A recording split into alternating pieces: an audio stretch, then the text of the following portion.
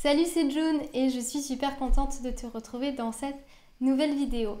Aujourd'hui, je vais te proposer quelques astuces pour t'aider à retrouver la motivation et à reprendre tes entraînements après un petit temps de pause. Sur cette chaîne, je te partage mes routines ainsi que des conseils et astuces autour de la souplesse, mais également du bien-être. Donc pour ne manquer aucune vidéo, pense tout simplement à t'abonner.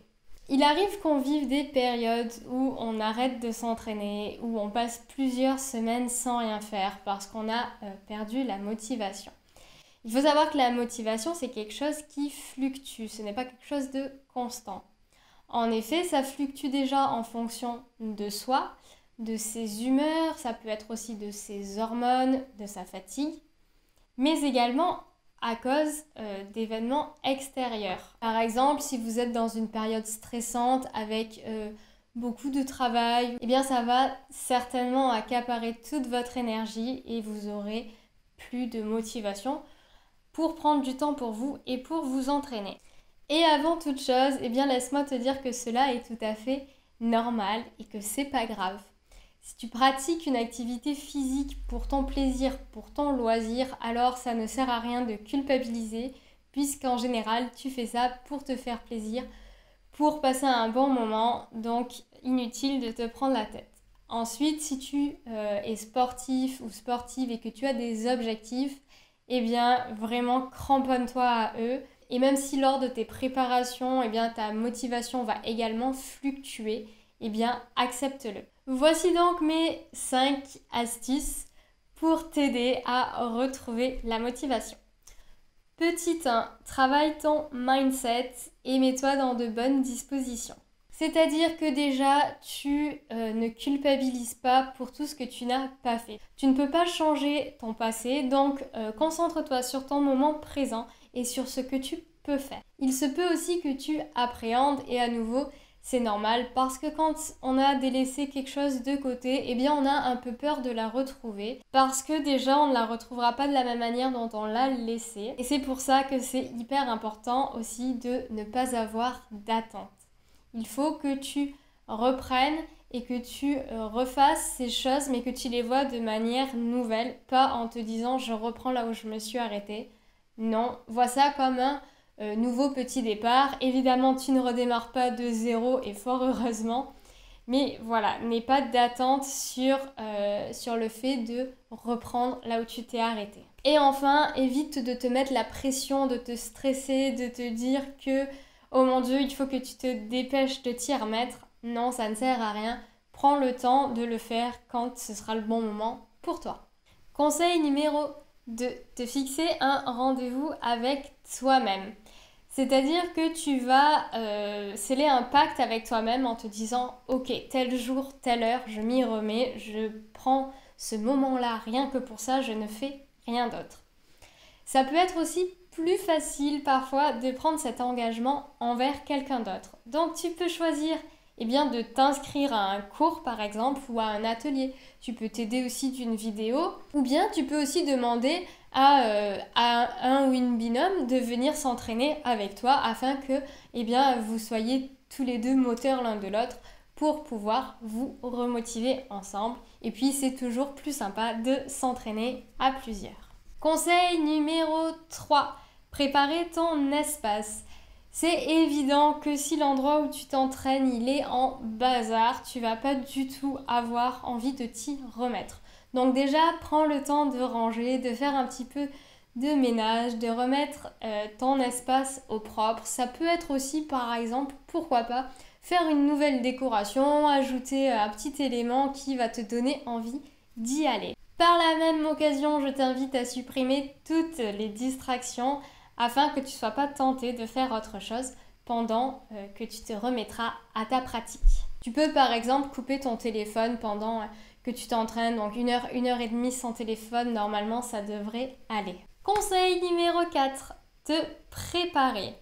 Et oui, parce que si tu es en pyjama, que tu traînes, que tu te sens un peu pâteux-pâteuse, tu vas pas du tout avoir envie de te motiver à faire quelque chose. Pour cela, tu peux par exemple choisir une tenue qui te plaît, que tu as envie de porter, que tu te dis ah ouais ça va me faire plaisir, je vais être content ou contente d'avoir ça sur moi et de pouvoir l'utiliser pour mon entraînement. Ça peut être une astuce. Tu peux aussi te maquiller. Tu peux démarrer par prendre une douche. Alors je sais c'est pas hyper écolo de prendre une douche avant le sport, mais pour ma part il y a des jours où vraiment ça m'aide parce que ça me réveille, voilà, ça me retonifie, ça me remotive et après voilà, j'ai l'impression d'être neuve et d'être prête à reprendre mon training. Toutes ces infos elles sont peut-être pas importantes pour toi et c'est ok parce que peut-être que toi ta tenue c'est pas important qu'elle soit jolie pendant que tu t'entraînes et t'as tout à fait le droit. Du coup, il y a peut-être d'autres choses qui vont te correspondre. Par exemple, peut-être prendre un temps pour méditer, donc s'asseoir, prendre le temps de respirer, prendre le temps de mettre ses intentions. Et puis pour d'autres, c'est pareil, la méditation, voilà, les histoires de respiration, de se calmer, ça correspond pas, c'est ok. Et donc pour ces personnes-là, ça va peut-être être plus se prévoir un échauffement vraiment cardio, vraiment, vraiment se remotiver, restimuler le corps, voilà, faire en sorte que ça pulse à l'intérieur.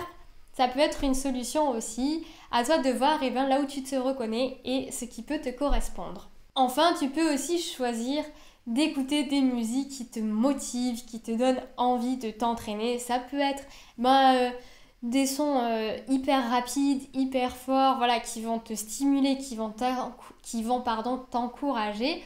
Ou à l'inverse, des sons plus calmes parce que ces musiques calmes, en fait, elles t'inspirent, elles te donnent simplement envie de prendre un temps pour toi, quel qu'il soit, travailler en douceur. Voilà, ça peut aussi être une musique calme, c'est pas nécessairement une musique rapide. La motivation chez chacun, elle se trouve à des endroits différents. Pour certains, ça va plus être au niveau calme, au niveau je me pose, je me recentre, je m'apaise et j'essaie d'oublier tout ce qui se passe à l'extérieur. Et pour d'autres, à l'inverse, ça va être plus quelque chose vu un peu comme un défoulement qui vont avoir besoin vraiment d'extérioriser, d'être hyper actifs pendant quelques temps pour justement pouvoir retrouver leur concentration et leur motivation. Conseil numéro 5, te fixer des objectifs. Alors là c'est pareil, tu vas avoir différents types d'objectifs. Ça peut être par exemple une durée. Tu peux te dire ok, je vais me remettre à m'entraîner, mais je vais démarrer déjà par me fixer un entraînement qui va durer 1 heure ou 1 heure et demie. Et tant que ce temps-là n'est pas passé, je ne fais pas autre chose. Ça peut être des objectifs de pratique. Par exemple, te dire ok, je vais revoir telle chose que je sais faire, telle figure à la pole dance, telle figure de souplesse. Je vais refaire cet enchaînement. Si tu choisis de refaire certaines choses, évidemment, choisis des choses que tu maîtrises bien. Tu peux bien entendu ajouter une petite pointe d'innovation en ajoutant des variations. Sur un enchaînement de pole, ça peut être des transitions différentes. En souplesse, pareil, voilà, juste changer un peu la routine, mais garder les mêmes éléments fondateurs que tu maîtrises déjà. Et parfois, ça peut être simplement de refaire un bon conditionnement, donc c'est-à-dire pas forcément travailler les choses dans leur finalité, mais juste reprendre le rythme. Je vais prendre comme exemple, si vous faites de la pole, le shoulder mount, se dire ok, je vais retravailler bien mon shoulder. Je vais démarrer au sol avec des petites chandelles, après je vais démarrer une fois debout, après je vais le faire d'en haut.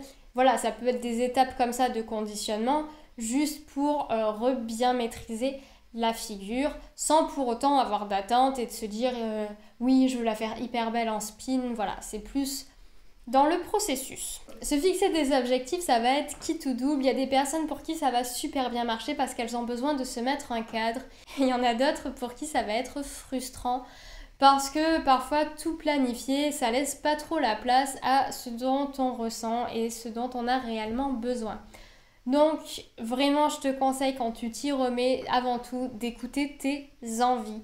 Parce que si après un long temps sans pratiquer, tu te fixes des objectifs et que tu n'y arrives pas, tu vas être frustré. Alors que si tu écoutes ton envie et que tu respectes évidemment donc tout ce que tu sais faire et que tu ne mets pas la barre trop haute et que tu n'as pas trop d'attentes, en respectant ces envies, tu vas très certainement réussir et ça va avoir un effet de récompense. Tu vas te rendre compte que tu en es toujours capable et donc ça va te faire du bien et forcément ça va t'encourager à continuer.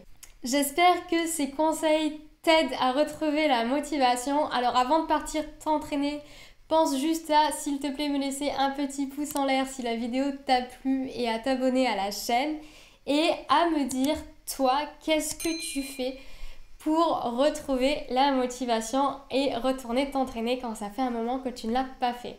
En attendant, prends soin de toi et je te retrouve très vite. Salut!